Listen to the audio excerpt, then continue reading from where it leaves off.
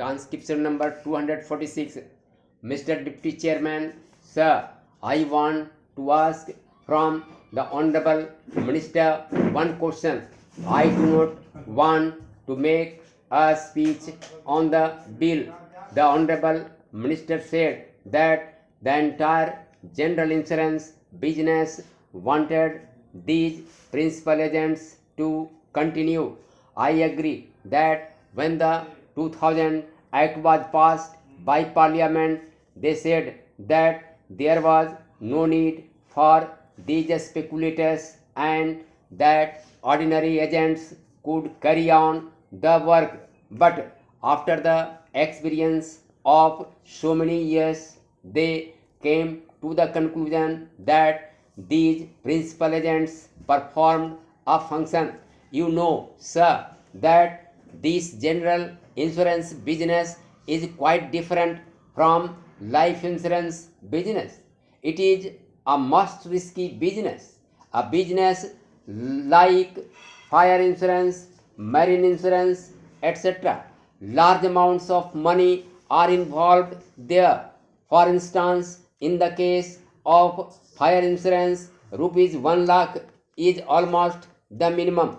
The premium is very small, so the nature of business is quite different, and because of the nature of this business, if there is a dishonest agent, he can abuse the privileges. As I said, sir, it is a matter of fire insurance, and whether all the provisions of the contract have been fulfilled or not is not clearly stated. If there is an unscrupulous agent, he can certainly make a wrong report. Similar is the case in marine insurance. All sorts of goods come from foreign countries and they are insured. Then there is the inspection carried out. When inspection takes place, the agent is generally present. The principal agents used to be firms, recognized firms of some status as against an individual agent.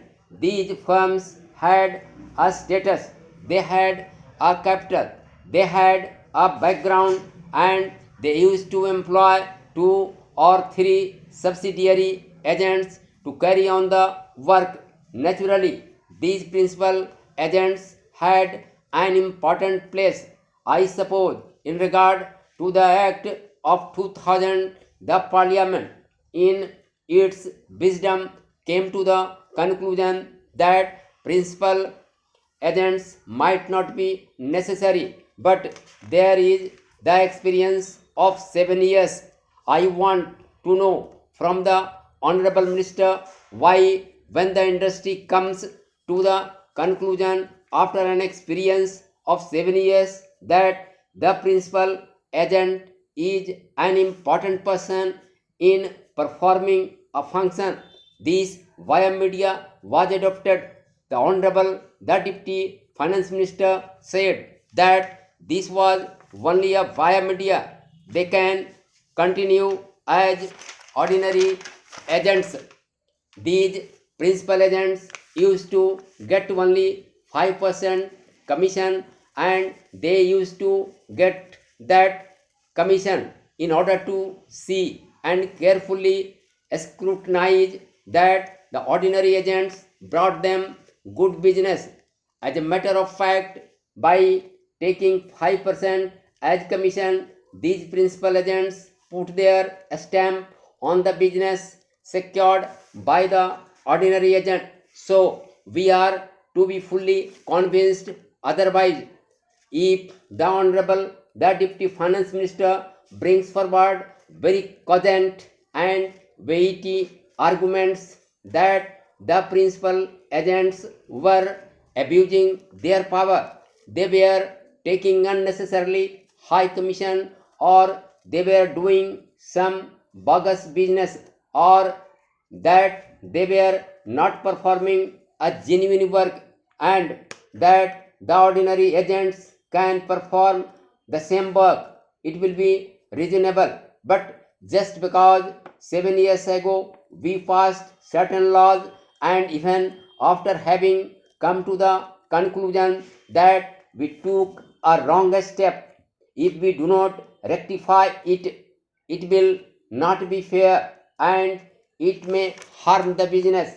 You know, sir, that the life insurance business has gone out from private hands. There is only this general insurance business, and it is very essential that this business is carried on healthy and proper lines. And I do believe that the principal agent is performing a very good function for the nominal amount of commission that he gets. He performs a genuine work and he has a genuine place. Therefore, he should be retained and he should not be removed.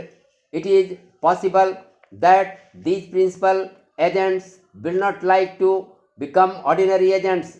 They would not like to do ordinary canvassing work. It may not be up to their dignity and status to perform ordinary business. So here I would like to get an explanation on this point from the minister. The other thing is about the alteration of section 118. I heard some time back that the government of India were thinking of entering the general insurance business. We are having a large number of industrial concerns in the public sector with large amounts of money invested in them. There are so many concerns which are all nationalized. If you insure them for general insurance against fire and other risks with insurance companies, you will have to pay a big amount of premium. I should have thought, sir, that instead of giving this exemption under section 118, the government would have come forward with a proposal for establishing a nationalized general insurance business, especially for the government industrial undertakings. This is my humble submission, and I sincerely feel that the Honorable House shall accept it.